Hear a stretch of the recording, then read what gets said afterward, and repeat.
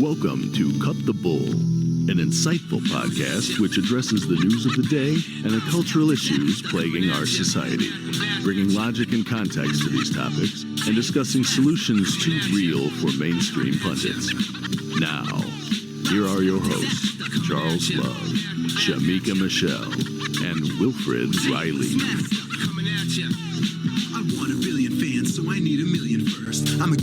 Hello and welcome to Cut the Bull. I am Charles Love alongside my co-hosts Shamika Michelle and Wilfred Riley. And our guest this week is Tabia Lee. She is the faculty director for the Office of Equity, Social Justice, and Multicultural Education at De Anza Community College in Cupertino, California, or at least she used to be. And we're going to talk about DEI and what happened, why she is no longer there. Tabia, welcome to the show. Hi, thank you. Thank you for having me. My preferred name is Lee, by the way. Lee, well, we have to introduce you first, and then we'll talk about your PhD. We got to get to know you, then we'll throw out the nicknames, you know. Yeah, but no, it's the name I go by, Lee. I'll tell you what Shamika goes by shortly, but okay, Lee. I talked about your former role, which is recently former, as the faculty director for the Office of Equity. So before we get to why you're no longer in that role, can you give us a little background? Tell us about what your PhD is in and how you came to that role to begin with. All right. So I am a lifelong educator. Teaching is my vocation, not merely a job. I have decades of experience as a faculty member, teacher in K through 12, and teacher educator on the topics of diversity, equity, equality, inclusion, anti-racism. I've done many workshops on those topics and professional developments on those topics, and even program evaluations related to those topics. In addition to teaching, I've always served as a professional development designer for teachers. And so I, with the Los Angeles Unified School District, completed the National Board Certification for K through 12 in social studies. And I liked the process so much that I became National Board Certified in English. So I was certified, double certified. And then I started a network for minoritized teachers to increase representation of minoritized teachers in National Board Certification. And we successfully ushered multiple teachers through that process. I also developed a civic education program while I taught in Los Angeles Unified School District. And the program that I developed actually received accolades from the Los Angeles Unified School District Board of Education for the positive impact that it had on the students and the community. So, you know, throughout my life, throughout my career, I've been someone who not only teaches, but I teach teachers. And I presented at state, local, international, and national conferences on topics of cultural and linguistic diversity. And so having this opportunity to work at De Anza College as a faculty director for the Office of Equity, Social Justice, and Multicultural Education in many ways was my life coming full circle, because I benefited from community colleges when I was going to school. So that's, I tried to quickly summarize, you know, many decades of lifelong work and, you know, how I came to be in the position that I was at De Anza. And the purpose of that position was to lead an institution-wide transformation around the topics of equity, social justice, and multicultural education. Wow, that is a mouthful. And you wrote about your termination in the Daily Mail, and in that piece you talked about both this being a dream job and talked about how there was something unique about them bringing you on because they had someone in the role before and they weren't really being successful in the way they were doing it. So talk a little bit about what that looks like as it should be done. So what that office is for, what that transformation is, and if done right, what it aims to do. Yes, so actually when I applied to the position, when I did my needs assessment conversations, I actually discovered that this office hadn't had a director in it for about 5 years prior to my arrival. And the application process was very rigorous. I went through multiple panel interviews. I did teaching demonstrations. I even had a final interview with the president of the college and some of the upper senior cabinet members. And during these multiple panels and so forth, I was told that a problem with the office was that they were a little too woke with the way that they approached the equity work. And that I asked them, what did they mean? Because that word is very loaded and it means different things to different people. Mm-hmm. And they said that some of the staff in the office were making the faculty feel uncomfortable. And so they didn't feel comfortable to come to the office because they would be accused of or called out for being a racist or, other terms of that nature. And so I assured them by that definition, I definitely didn't identify as woke by that term, by the way they phrased it. And I told them my approach to teaching. And I actually demonstrated that approach through my teaching demonstration. I did a demonstration on calling in instead of calling out. And I explained to them that the way I approach my work is to create spaces for diverse and divergent viewpoints to be surfaced, to be shared, to be welcomed and accepted, and for us to be able to identify points of commonality between different perspectives. And from what I heard, when I got the call back to start the work, it seemed that my approach was something that was identified as something that was needed in that space. And so when I started, I began and set to work to doing needs assessment conversations. I did over 60 hours of needs assessment conversations, talking to staff, talking to faculty, talking to administrators, trying to see what were the needs at De Anza. And there were several things that kept being mentioned. The wokeness was too great for many people. That was mentioned several times, and I would ask them to, define what they meant, and they would again talk about the calling out and calling people racist all the time and other things of that nature. And then they also, another theme was a concern that there wasn't a lot of acceptance for different viewpoints. And I did note that to myself. I didn't know how quickly that will become an issue as I started to enact my teaching and pedagogy. But I found out very quickly just what they meant by that and why I was warned so many times to just, take care and be careful. Right. Will, what would you like to say?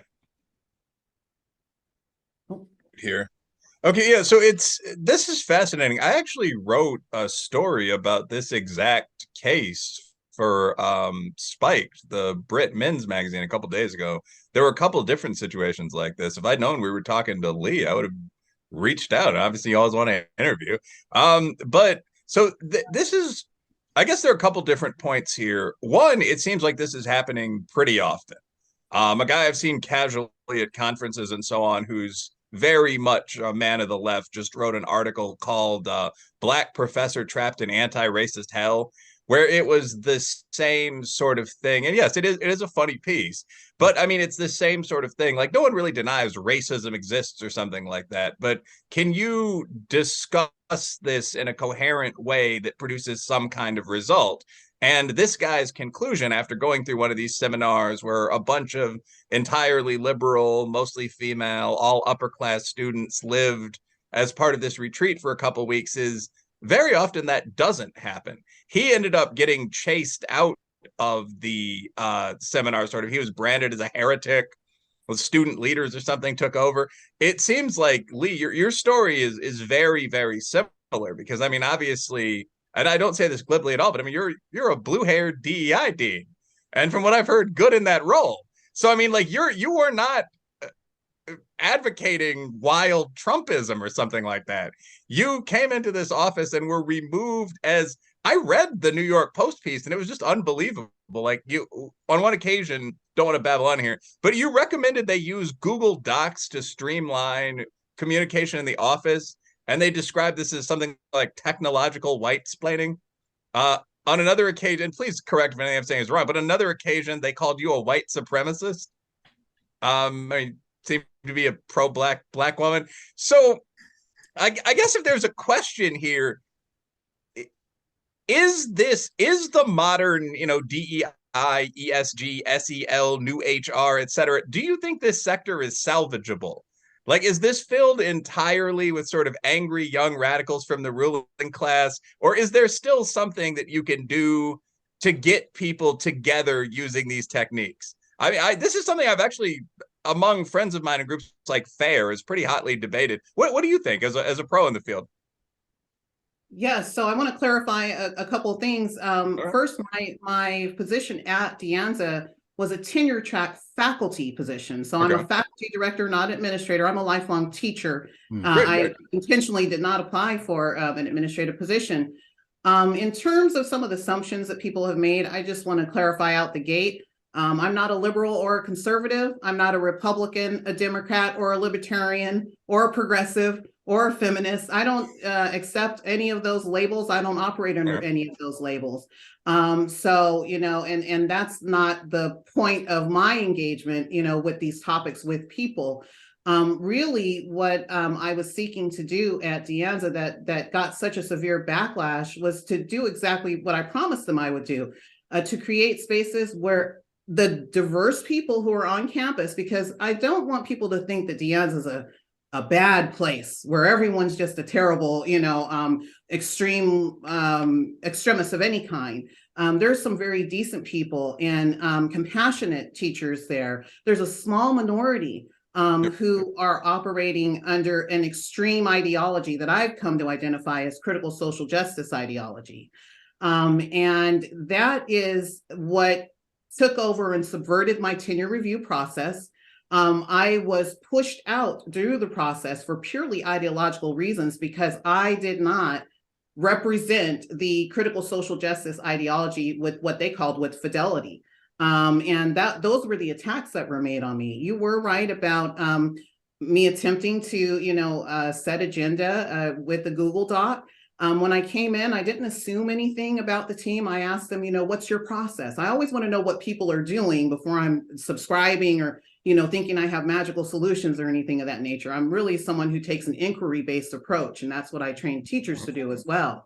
And so I asked them, what do you do? And they said, oh, we try to meet every now and then. And, we don't really have a process for taking notes. And remember, my role was to lead an institution-wide transformation. So from my experience with leading transformative change in schools, I know you need to have strategic planning and you need to have some kind of process around that work.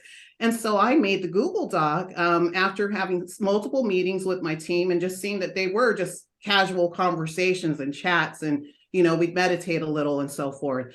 I knew that we needed to move into goal setting and things that could be evaluated and so forth. And when I started to talk about the Google Doc and, say we're all editors and, we can all put things for agenda items, that's when I was stopped by one of my teammates. And they told me, stop what you're doing. What you're doing right now is you're white speaking and you're white splaining and you're supporting white supremacy and being transactional. And I was, floored by that. No one in my life had ever told me or called me a white supremacist. I'd never heard anyone be accused of white speaking or white splaining. I never heard those terms. And so I had to quickly come up to speed with the language that was being used. And I could tell from the looks of my teammates when the person said that they were very smug. And they were like looking like, yeah, I get her, kind of thing. And I said, excuse me. I said, I'm new here. I don't know, any of you all. I said, I haven't called anyone a name or said a disparaging term to you. I said, please don't call me names. I said, what you just said, it feels very bad to me because what I know about white supremacy where I grew up is talking about the KKK and, neo-Nazis. And as a Black woman, that's very offensive what you said. My whole team looked at me as though I had injured the person who said that to me. And then they began to behave as though I was an outsider and an enemy who needed to be neutralized from that point on. And this is 2 weeks into my assignment. So it started off that way. Yeah. If I can ask about just one more of these things, like I did some background on this. I thought this was I would never say funniest, but the most dramatic of the cases, even beyond the Black man in anti-racist hell. Like, one of the things that sticks out to me is that De Anza apparently had an indigenous land acknowledgement. And you pointed out that they were apparently naming the wrong native tribe. And from the research I've done, it seems like that's right. And this also became viewed as sort of an example of racism or something like that. And it strikes me, by the way, that this was just entirely performative. Like there wasn't much interest in actually naming these sort of brave defeated warriors. They just wanted to do this statement. So the fact that it was the wrong group of natives didn't really matter. But is that a thing that actually happened in the way it was described? The land acknowledgement for the college is read out at the start of every major meeting, and it has the wrong Indians in it, and you were kind of lambasted for pointing this out. The socialist network story is also just unbelievable. But I guess my question would be about the land acknowledgement. There's so much in this, Will, and it's all real. And it was very traumatic. Keep in mind, this took place over 2 years. Okay. And it was nonstop from the beginning, trying to push me out or get me to resign because I was instantly identified as a threat. And that was so unfortunate because I'm really, I was just there to unify and heal and bring people together. But the land acknowledgements, one of the first things that I did with my teammates was I talked to them about the land acknowledgements. This was like in October, so I started in August. I was one of the early proponents of land acknowledgement. So let me be very clear about that. In Los Angeles Unified School District, I was one of the early people who was, having that as part of like assemblies and other events. So I was very familiar with land acknowledgements coming into my position at De Anza. And what I saw, Will, over the years of decades of doing this, now everyone's doing them and they're doing all sorts of other trauma survivor and labor union acknowledgements and all kinds of things. You can't even start a meeting without 30 minutes of acknowledgements now. But so it's what everyone's doing. Very Russian. Yes. And so I told them, I said, I was involved, I told them my history. And I said, and what I want to do is I want to look at the recommendations from the tribal nations. They have come up with several recommendations after years of seeing these things performed in so many places and no change, positive change in the lives of people from tribal nations. So a group of these tribal nations got together and they made up a resource called Beyond Land Acknowledgements. It was talking about and helping institutions and organizations to move themselves from performative land acknowledgements into action-based land acknowledgements. Now, given that, and I told them De Anza is named for a Spanish colonizer, so we already have that issue upon our backs in history. And what I wanted to do was to just at first make the land acknowledgements something meaningful, so that this school, steeped in the history of colonization, could then maybe begin to make some positive change in the lives of Native peoples and tribal nations. And I wanted us to look at those recommendations. When I brought that to my supervising dean and my teammates, they told me our land acknowledgement's fine. We've been doing it for years. I said, well, has this been developed in community with the people that we say we're honoring and representing? And when I came on, they were saying we're on stolen land and so forth. That's how it started out. And so I said, who did we work with? We hadn't worked with anyone. And I looked at our sister college and I said, well, they actually worked with people from the Ohlone tribe, Muwekma tribe. And they had received basically a blessing for the work that they did in collaboration with them. I said, maybe we should reach out to some of the communities and see what do they need, what would they like to see in a meaningful land acknowledgement. And then I discovered the Tamiya Nation and that they were claiming indigeneity to De Anza lands. And I brought that to my supervising dean and to my teammates. And again, no, we've always recognized the Ohlone, and that's who we're going to keep recognizing. They just told me they didn't care that the Tamiya Nation was claiming indigeneity, and they wouldn't even look at the resources that I provided. So this went on, Will, for a year, where I would sit and I would have to watch our students be encouraged, come on up and you say the land acknowledgement, and then everyone would, clap and say how wonderful that was. And me knowing that I had told my team and my dean, we need to look at this and we have to, make some changes to make this actionable and meaningful and to recognize the correct tribe, to correct tribal nation rather. And so the last straw for me was when at opening days this fall, a few months ago, the president of our college stood up at opening days, which has all of the faculty there. It's a gathering of everyone. And we just transitioned back to campus this year. So this was the first time we're in person. And he said his welcome and, what the goals are. And then he said, I'd like to bring up someone from the Office of Equity. And I said, oh my goodness, he didn't tell me I was going to be speaking. I'm the faculty director for the Office of Equity. He wasn't referring to me. He brought up a staff member, the same staff member who encourages students to keep saying the wrong land acknowledgement. And that's exactly what took place. A student was brought up. They said the same land acknowledgement that had no actionable information or pledge of actionable information, and again, recognized the wrong tribe. So I wrote to the president and I said, dear president, I've talked to my team and my dean about this. Now I've seen this on a large scale with everyone present. And I said, can we have a moratorium, a pause, so that we can get our facts correct, get a land acknowledgement that's respectful and actionable, and that honors the correct tribal nation.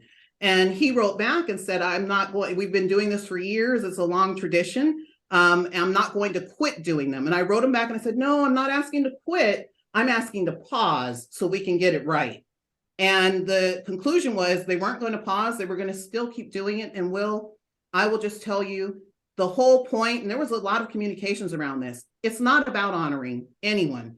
It's about signaling fidelity to the critical social justice ideology. That's it. And if you ask a question about it, or you say like, hey, are we really making a change? You will be vilified. That's what happened to me. You will be told that you're disrespecting people, even though you're saying, hey, let's honor the people who claim indigeneity, yes, and let's include them in this process. So it's never been about the truth. It's never been about what can be verified with facts and evidence. It's always been about marching in line with this ideology without question. And if you notice problems with it and that things are a little shaky and not rooted in any reality, then you are the problem and you must be neutralized and eliminated by any means necessary. And I do mean that. They're very committed to that. Shamika, let's hear from you. Anything you'd like to add? Well, I had a question. I don't know if I missed the person that initially said something to you, told you were white-splaining and stuff. I want to know what race they were. First of all, black, white, or whatever. But then also, like Will was asking, do we think that this is actually salvageable? Because for me, I don't even say diversity, equity, and inclusion. We say DIE because it seems like everything it's applied to actually dies. So, is this something that we can actually implement and it works, or are we just too far gone? Because I know every time I hear the term, I'm just so against it. And I don't know if that's because of all of the young people that always have a complaint. Like I just read an article earlier in the week that talked about digital blackface. And it's just like every time I turn around, there's some type of complaint or somebody is offended. And I am so over it, like just over it. Yes. Shamika, I hesitate to say what the racialization of that person was, because I think that this is something that's beyond even, like, would it be okay if they were of a certain one race or another? To me, it's wrong. Like, no matter what they, and so that's how I'm viewing it.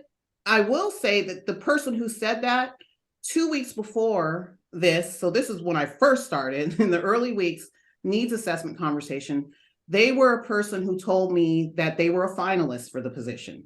And that my job belonged to them, and that they had been there doing the work all these years. They didn't know who I was or if I was committed to equity. They'd never heard of me. And so they told me I would have a rough ride ahead. And that was the initiation of the rough ride, that instance 2 weeks later, when I was about 3 weeks later, when I was told that I was white speaking and white splaining. That was just the first of many discussions. I call them disagreements. Some people are like, no, these are bigger than disagreements, Right. because it just started to show me that they were working from a particular perspective. And when you ask that question, Shamika, I'm not avoiding it, but I feel like you're like, upper middle class white woman between 30 and 50. That might be too so high. curious. That might be too high. I'm just I don't think that this position at the end, I think there should be an audit in the California community college system, for number one. I know it's different in different places. So I think there should be an audit to see, where are these positions located? Are they cabinet level positions? Are they faculty positions? Because I feel like, based on what I've experienced for the past 2 years, the living hell, it really has been, as Vincent Lloyd referenced in his article, it has been a nightmare. And to have the tenure review process subverted the way that it has been for ideological reasons, I don't feel like any person should ever be placed in a faculty director role around these topics again, because you cannot lead a transformative change from the positionality of someone undergoing tenure review. If you upset one of your tenure review, and I'm a member of the Black Faculty Staff Association, and I have mentors who are in that organization too. And they sometimes will tell me, Lee, just be quiet and get your tenure and make it through. And I'm like, that's 4 years. I'm leading a institution-wide transformation for 4 years. I'm going to be quiet and never ask a question. Don't rock the boat. How am I then going to transform things after I make it through, safely? And so it's a wrong positionality, number one, at De Anza. And I think that if the public knew that it's being used to push a singular ideology, I think the public would have a problem with that. Because when we're talking about, we only want you to speak about critical social justice ideology with fidelity, is the term that's been used towards me a lot. That's problematic. That's not teaching. That's not learning. That's indoctrination. That's promotion of a particular perspective only, to the exclusion of all others. And I think that no public university or even private college should be doing that type of work. I think we always need to have multiple perspectives. If we're talking about diversity, and I say equity and equality, that was another thing that got me in trouble. They told me very clearly that equity and equality are separate. And I was like, okay, well, to my understanding, these are pre and co-conditions. And then I would ask them, what is equity to you then? Just tell me. And they would show me pictures of people standing on boxes. And then they would say, it's leveling the playing field. Then they would show me pictures of apples on a tree dropping down. And they said, equity means everybody gets some apples. And I was like, wait, I'm talking about education and teaching and learning. Everybody getting apples? And then this person was praised. They were like, thank you for the accurate definition of equity. I'm like, oh my this goodness. Week. The accurate definition this week. That's Charles' favorite description, the one on the boxes. Yeah, the one where they're still in the baseball game. Look, Lee, I got to ask you though. Buy a ticket, you bums. Right, just buy a ticket. Look, but Lee, I know Will and Shamika both reference it. I don't want to ring the bell here, but so differently, and we talked a bit briefly about it too. They asked, is it salvageable? But I'll say it this way. Earlier, you mentioned that about when Will asked you, said his favorite example was the land acknowledgement, and you said that it was problematic, but you didn't have a problem with land acknowledgements, on their face, because you were a proponent of it in K through 12 and you'd worked on it. And so this is what I see where we are now. I don't know, obviously that was a few years ago, but this is my problem. I kind of lean in Shamika's favor about it just, not being, I don't know about not salvageable, but right now, there's no good way to work this. And I say that because that's a great example. So there's two angles that makes it so hard for this stuff to work. So from a land acknowledgement standpoint, I mean, you can tell me at the time when you said you were for it, what the goal was and why you were for it, because I see, even in the best case scenario, you say, well, this land was founded, in the case of this college, founded by Spanish colonizers. You want to acknowledge that.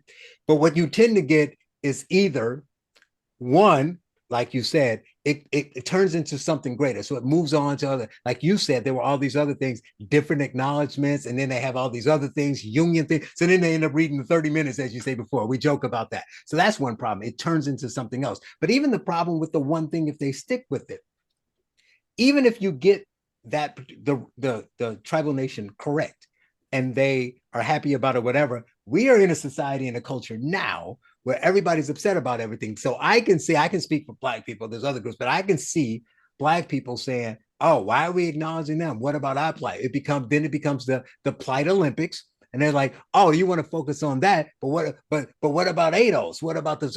We are descendants of chattel slaves, and you just want to focus on that one group, and then and what about me? What about the trans group, LGBTQ? So you're gonna highlight this tribe? What about the us? And so no one's ever happy anyway. And so for the work that you're trying to do, can you do that work well and make it positive through all those other things? The people want to make it bigger, include other people. The people say, what about us? And all the people who just simply won't even care about it at all. Yes. So what you highlighted there, Charles, I think is the problematics of working through a grievance culture. And part of critical social justice ideology is this focusing of grievances constantly and continually. And that is problematic from an institutional level. It leads to toxic actions and interactions. The exercises that one must do in the grievance culture, including land acknowledgements, which I include in that now, they're deeply problematic. They're divisive. Like you mentioned, if one person's allowed to air their grievance, then what about this group and that group and the next group? I mean, there's a lot of grievances we could all focus on. Instead, why aren't we being more generative? Why aren't we engaging in practices that actually will help to best serve our students and to help us to serve our surrounding communities? So I see land acknowledgements and other things of that nature, like the compelled speech around gender pronouns. Right. I see all of those things as signifiers of fidelity to the critical social justice ideology and nothing more, no matter how they started out. Right. And I was one of the early proponents of gender pronouns. So I'll just be clear with that, too, on CompuServe and AOL. Before we could see one another, and we didn't know what gender someone was or who they were behind the screen. There wasn't Zoom. And so that at that time, that was appropriate. So some things that started out as good and being inclusive, they have been twisted. They have been subverted. They are now pseudo-religious exercises and signals of fidelity to the critical social justice ideology and nothing more. And so that's what we need to move away from if we want to have healthy organizations. Now, I don't want to make it sound like I'm saying like people who operate under that shouldn't exist or anything like that. Those people will continue to exist. I just want to broaden the lens and bring in multiple perspectives and show that there are many ways to do the work. There's not just one. Some people want us to believe and think that there's only one way, and that's the critical social justice ideology way. And if you speak against that or question it, then you're not doing the work. I question that, by my very existence and my practice. I say, no, there's many ways. And that was part of the problem with me at De Anza. I was told that me saying everyone is welcome here, there are multiple perspectives, I would put on a matrix, the neo-reconstructionist is what I call it, that the critical social justice falls under that, naturalist, constructionist, and skeptical eliminativist ideologies. And I would put them side by side. How do they view race? How do they view racism? And I was told that doing that was dangerous, disrespectful. I was told that I should not talk about controversial topics. I don't see how you do any kind of transformative work without doing that. So this tamping down on academic freedom, on freedom of expression, that's part and parcel of that toxic ideology as well. And what we see at De Anza is that ideology, when it goes off the rails and it's allowed to dominate, it's very saddening for students, because I'll tell you, when I started talking about race ideologies and I brought my workshops to students, they were very thankful. They were able to start naming what they're seeing in their classes. And then that's why I was told that I was a dangerous person and that what I was doing was misguiding people and leading them to danger by critical thinking. And so, the students were very happy to see the work that I did around Heritage Months. I had support from the De Anza student government. They voted to support the Heritage Month work group. We recognized several Heritage Months that were never recognized at De Anza because they weren't focused on decentering whiteness. That was the rationale I was given for why we didn't ever talk about these other Heritage Months. So there's a lot going on. The students are hungry. They want to have access to knowledge. They want to celebrate the diversity of cultures in the community. It's a small group of adults who are committed to critical social justice ideology who put a spike in every positive move that's made towards bringing people together. Well, I want to go to Will real quick, but one last thing, really quick. Will, hold on, just one thing. Okay. I just want to say that is the other bad part about this, is that you are obviously even-keeled. You are open to everyone. You're the type of person, if we're going to try to make this work, if it's going to be salvageable, it will be with people like you, and you get fired for it. So so that just makes the chances that this is salvageable even lower. But go ahead, Will. Yeah, I mean, thanks for the bounce pass. I mean, so basically a lot, I actually kind of lost my train of thought there with that last comment from Charles, which I think does get back to sort of, is this salvageable? Yeah, I don't actually, for the first time in quite a while, I'm sort of speechless. I actually forgot what my comment was going to be. I will add one note there. When you mentioned kind of moving into other ways of almost actually, I forget. I realized what my comment was now. It's actually pretty dark and cynical. I think coming from a political science or a political psych perspective, I mean, one of the things that has to be understood about all this is sort of the dark triad aspect. I mean, not from you, obviously, as the guest, but I mean, when you talk about the person that kept accusing you of being a little behind on the theology, being your primary rival for the job, I mean, I've literally heard friends who went into the priesthood say very similar things. That the question isn't basically, in a sentence, I don't think a lot of people are actually promoting contemporary. CSJ is a great description. I usually just say woke, but I don't think a lot of the people promoting this ideology want to improve race relations or something like that. Mm-hmm. I mean, I think that they tend to follow a very specific pattern, which is that they're members of sort of the lower upper class. They fall into one protected category, and Black, by the way, is by no means still at the top of the ladder. I mean, but you see the various different gender identities and, what is it? Immigration status. Yeah, immigration status, but I'm neuroatypical, all this stuff. And the way that this is and those three things together would in practice just mean like I am a white or Mexican American woman who's not perfectly normal, by the way. I mean, there's a very objective kind of cynical way to look at this. Anyway, I find that people often use this stuff to gain the kind of professional advantages that you're talking about. Is there enough of a positive upside to it to sort of keep it around? I don't know if that question made a lot of sense, but in terms of the land acknowledgement thing, what would be the virtue of a land acknowledgement? Other than just saying, once a year, these people, lived in a far more civilized manner than the first white colonizers said, and they fought well. What does that do for the community? I find that this often just gives people kind of a cynical tool to use in conflict among one another. Yes, and that is something that's central to the critical social justice ideology, Will. What you mentioned about the different social categories and this continual focus on perpetual struggle. That's one of the main tenets I would identify of it. This idea that every person must be viewed as a victim or an oppressor, and that we have various social categories and that they are hierarchical or hierarchized, however you would say that word. There's a hierarchy to them, and that you are assigned or ascribed your role on the oppression and privilege matrix, and that you can never break free from that because racism is baked into everything and it's ever present and it's, you can't escape it under this ideology.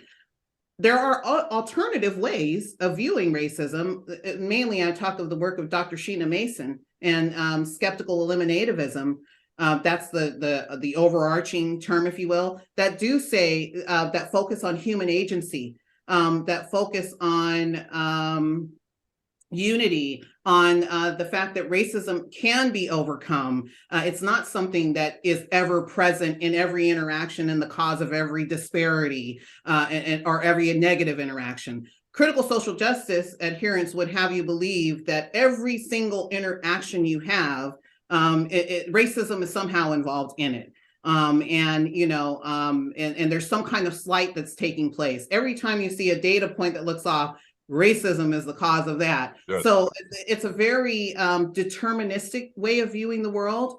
And that's okay if people want to operate under that, but just know there are other ways that are more generative and that are more humanistic at the end of the day, I believe, that could be used to do this type of work and that are being used.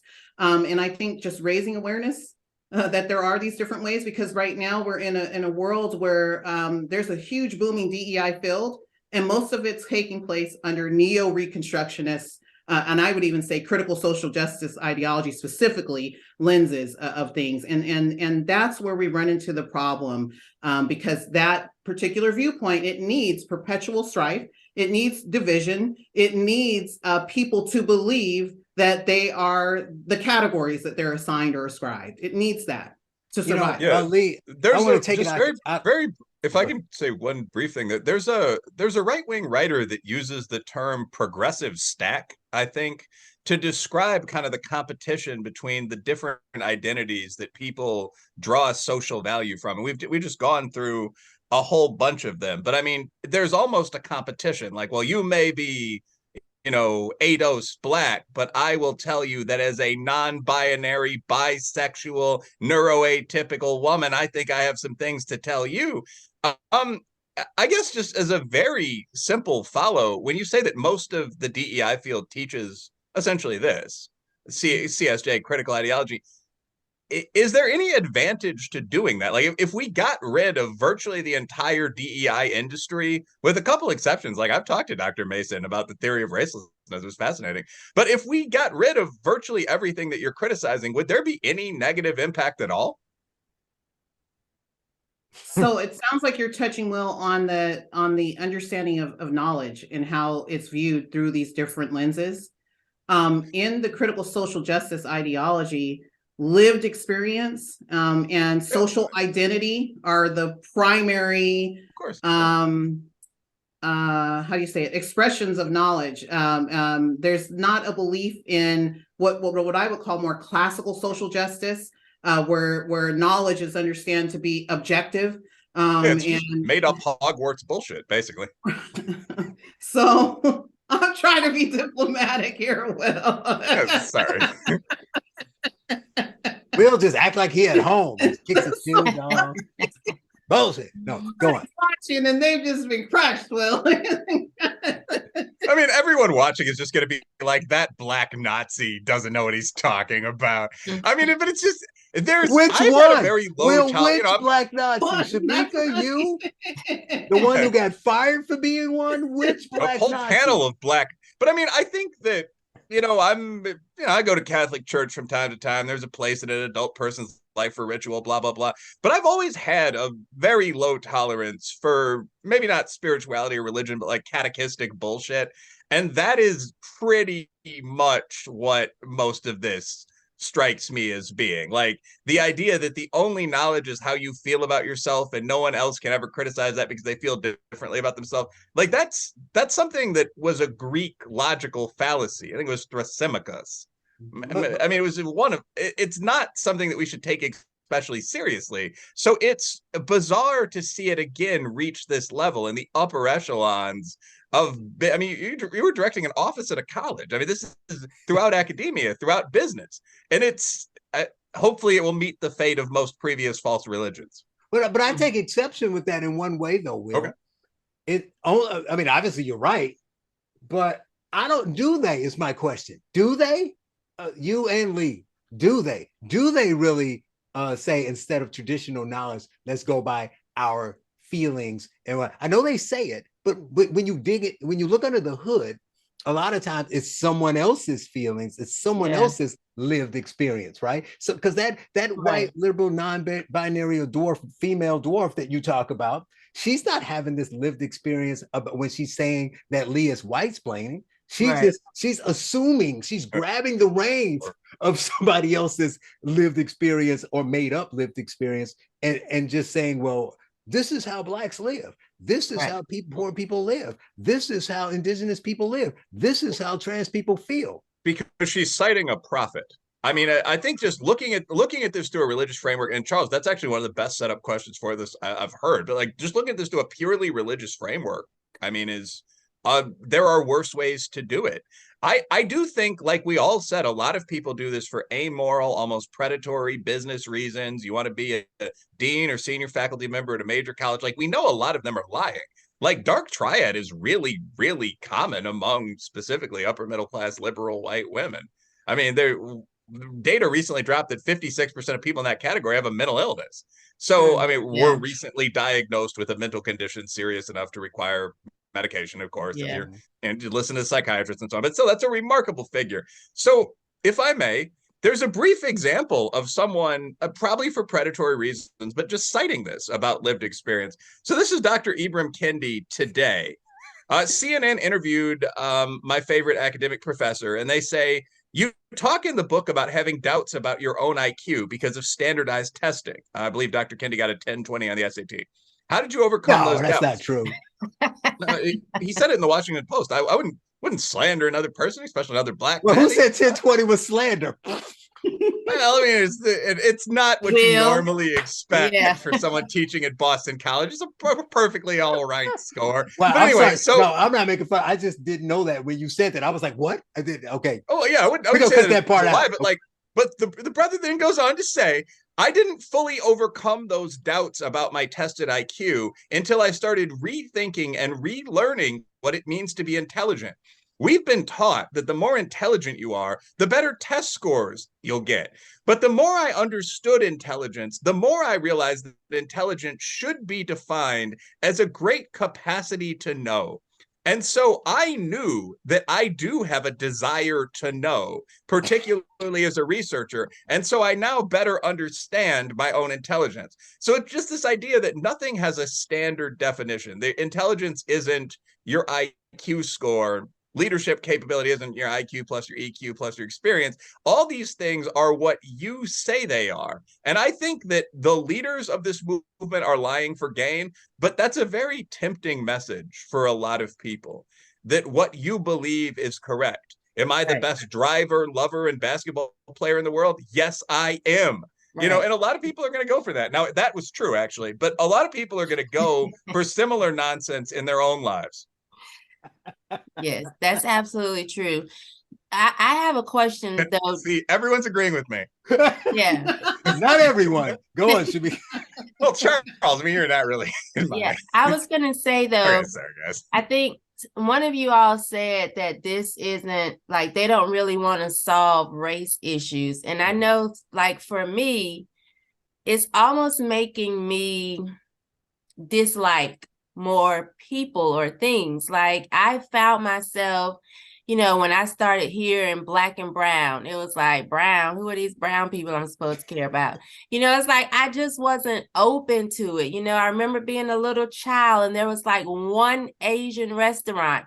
And now I'm seeing Asian people like all over the place. And I'm like, am I xenophobic? Like, anytime somebody cuts me off, I'm like, Pedro, you know, it's like I automatically know, you know, who it is. And so it's like all of this stuff, just this constant race. It makes me miss the days where it was just a lot more simple. Things were just more simple. Yeah, I'd like to apologize for my co-hosts, both of them. No, but I mean, that's actually a fascinating point. Like, there's some good jokes in there, but so like you're saying the constant focus on race, one of the impacts is that when you think so much about race, you start thinking about the negative stuff as well, and you become a little more racist. Yeah, that's fascinating. Like, yeah. But I think it's because the people who are doing it is racist. I want to go back to you, Lee, and ask you about this, because you talked about this critical social justice, and that's being kind of permeating everything they do. But, you know, I was going to say, before Will made his good point, I was going to say, let's take it out of academia for a moment. aren't they just racist? Because think about it, what they're saying, because Shamika and I talk about this all the time. The question about whether black can be racist. Of course they are. Look at the black people look at the Kendi types. Look at the black people who are saying that, well, obviously we can't achieve, or like you say, I actually had somebody in my kid's school use the agenda example. So I can tell you that's a fact, saying, well, creating agendas is white. Being on time is white. Striving for academic achievement is white. So you're a racist if you as a black person is saying that those are white traits. Everything that people think of positive that will help you get ahead is a white trait. You're a white supremacist and you're a racist. So that's the other problem with it. So yeah, of course, normal people living their lives who aren't on campus, but this stuff is coming out of campus. You're a bus driver, you're a restaurant manager, you're living your life. And every time you turn on the TV, every time somebody's out, you're just trying to relax and watch the game. You pop your beer and LeBron James say, white people, why they don't love us? Of course you're going to be like, well, maybe they don't. I was just hanging out with my white friend. We got along great, but maybe he don't love me because LeBron and Kerry Washington and Oprah Winfrey, and you go down the list, and everybody on CNN and this person and that person says whites are out to get me, say that we have a domestic problem of white men, right? So of course, if you hear it enough, and then the educated people are getting on TV and saying, well, we have this problem, we have to fix it. And the way to fix it is to focus, center blackness and remove whiteness. So if you hear that enough, of course, you're going to be like, where are these Asians coming from? Of course, Shamika takes it to the extreme. But what do you think about that changing the way people, it's like a subconscious thing because you're hearing it so much? Yes, and I think that's something that's very powerful, what you touch on there, because as we start to reframe things, even reframing what is racism as what's been happening under this new order or new orthodoxy, according to the neo-reconstructionists, people of color, which is a problematic term to begin with, cannot be racist because they don't have access to power and privilege. And I will just tell you, the people who undermine me, who did most of the harassing action towards me at De Anza, they were people of color. They call themselves BIPOC. BIPOC. And so to say that I'm absolved of racism and I can't possibly be racist, it makes people more self-righteous when they are engaging in racist acts and racist behavior. They're telling themselves, I'm not, because I don't have access to power and privilege. Even in this space, you do, when you are the power structure, so you're not even stepping back to see yourself and the impact you're having on other people, the racist impact that is being had. Right. And so I think that, there is this constant telling of the self, I'm not really doing this. She has internalized whiteness, and it's okay that I'm doing this because I'm helping her to see what she doesn't see of herself. That they feel very self-righteous, and that's how they behave and act. And they feel like what they're doing is the correct thing because that's what the ideology tells them they should do. And the reaction, if they get a positive reaction, then you keep going. Yes, yes, and they reinforce each other. Like, yeah, you got her. You said it. You're right. She's the Oreo. I've had the term Oreo there. And it's like, who are you? To tell me who I am as a Black woman. And what Black is, right? Exactly. And you wouldn't take that position and would have been doing the work you've been doing for years if you wanted to come there and just say, I want to elevate white supremacy. That's why I took this job. Right. It's asinine. But I know we're getting short on time, but I got to ask you, some of the stuff, when Will asked you some of the most egregious things that happened, you were like, keep in mind, I wasn't expecting this. That was 2 weeks in. How did you last 2 years? I had a strong network of support. And what I saw was that people who never engaged with my office, they started to come out of the woodworks. They started to have courage. I made so many community partners and friends, people who would whisper to me. It's like we were in prison together. They would say, Lee, I'm not going to say this in the meeting, but you've been talking. So could you ask this question? And I would ask. And I hope you slapped them in the head and say, you better say that in the meeting. You're part of the problem. You're telling me you're not going to say it in the meeting. And they are, but there's such an intense atmosphere of fear and intimidation. And the critical social justice ideology relies on that fear. They rely on you being so afraid to speak up and say something because you want to keep your job. You want to keep, your health insurance. You want to keep your friends so that they don't unfriend you and not talk to you after you've been friends for 20 years because they think now you're a racist, so it works on fear, and we have to let the power of love overcome that fear. We have to do that by shining a light when we see these situations and talking about them. The outpouring of people, like Will mentioned at the beginning, this is happening in so many places. I had no idea. I said, this is a problem. It's probably wider spread. I've had so many people contact me. This is at my school. This is in my board. This is in my civic organization. All parts of American life are being affected by this toxic ideology that's guiding DEI efforts. We can argue about whether they should be there or not. They're there. So we need to do something to shine a light and say there's different ways to do this. Stop pretending that there isn't, and let's bring those different ideas out to the forefront and let people know about them, because that's going to make things fall down. When I was told that my idea that what I was doing around multiple perspectives was toxic and I'm misguiding people and leading them to danger, I told that person, and this is why I have an accepts criticism needs improvement rating. I told that person that if your ideology is so strong and it's the answer to all things, like you say, and that no one should know about anything else, it should be able to withstand comparison. If it has any merit, it should be able to withstand comparison to other alternative frameworks without falling to pieces. And if it falls to pieces, you shouldn't be mad at me for showing the multiple pathways. Perhaps you should look closer at your ideology and question that, and not try to eliminate me for just shining a light and saying there's these different ways to look at it.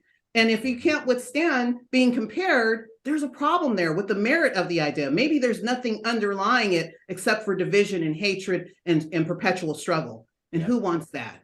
That's true. Shamika, any last thoughts from you? I don't think so. No. Oh, Will, you want a final? No, nothing too in depth, really. I think we covered most of it. All right. I guess the last thing I'll say then is, try to leave upbeat with a solution. So you say that they're going to be there, whether they should be or not, but you want diversity of viewpoint. So what do we do to get a different viewpoint in these spaces? Because they chase you with pitchforks. Yes, and I think that there are many organizations who are pointing to solutions. In the article that I did write in Journal of Free Black Thought, I always tell people, look to that right column for solutions and ways forward, because there's pedagogies and tools that you can use and approaches you can use, and they're outlined there, and those are just a few.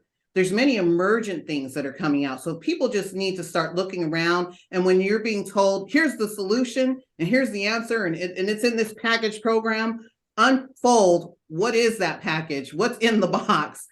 Is it one singular ideology? And if it is, how do we broaden it by even just talking about the fact that there are multiple ways to do the work? I think that that's something that's big and important. And I think when people start comparing these different ways of doing the work, they'll be able to see, well, this resonates with me as a person, what feels right to me, and this one not so much. And, and then organizations can decide and declare, all right, we're working at this organization from a critical social justice perspective. Be honest about it. Put it in the job description. Tell your students that when you come here, you will be a victim or an oppressor. That will be your perpetual role. And that's how we're going to teach you to live in the world, because that's the perspective we're living and promoting. So be honest with people, be transparent, start naming it. And then we'll see what happens when people know and have a better understanding of what's being said. When people are throwing around words like racial equity, unpack what it means. What are we really talking about? Are we talking about equality of outcomes? Because that's usually what's being talked about. And what does that mean for society? Is that what we really want? So just start asking these questions when these words come up, and you'll see that even just poking and asking, you'll get a resistance from the authoritarians, but from the people in the middle, you'll get people saying, "Ooh, like I've been waiting for someone to ask. I was too afraid." And you might embolden someone else to ask a question too. And then pretty soon, with enough questions, the people that want to work and deal in darkness, they're going to scutter off to where they should be. And then the people that are humanistic and want things to be better will be centered. Well, we'll leave it there. She is Tabia Lee, a lifelong educator, heterodox thinker, and former faculty director of the Office of Equity at De Anza Community College. Lee, thank you for joining us. Thank you. I'm saving the day from you commies who lame, no, you can't fuck with me. I got a country to save. God bless the US of A. Land of the free and the home of the brave. God get all of the praise. I got a country to save, cause I'm Patriot J and I'm saving the day.